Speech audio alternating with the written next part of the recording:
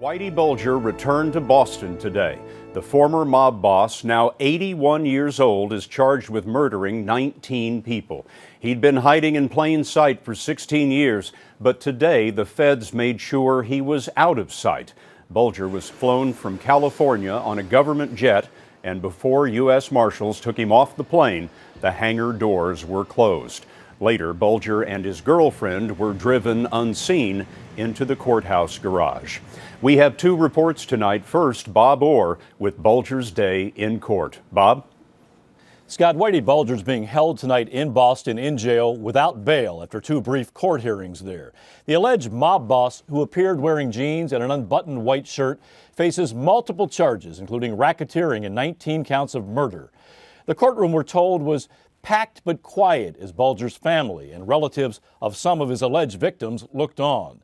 Now, Bulger's return to the city he is accused of terrorizing came after the FBI finally got a break in an old case by using a new method. In the end, it only cost the FBI $50,000 and a bit of macho pride to catch Whitey Bulger.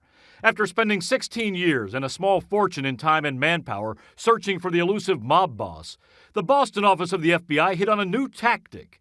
Instead of focusing on Bulger, how about targeting his girlfriend? Have you seen this woman? The Boston FBI convinced headquarters to produce this television commercial, detailing the habits of Bulger's companion, Catherine Grieg. The idea was to move beyond wanted posters and target female viewers watching afternoon television or surfing the internet. Lead Boston agent Rick Delorier, who made a career working counterintelligence and chasing spies, had to overcome some skepticism in selling the concept to the top brass. We were trying to think outside the box on this one, Bob, and really be creative and use the power of the worldwide internet and social media. The FBI produced the ad and spent $50,000 to buy airtime in 14 cities.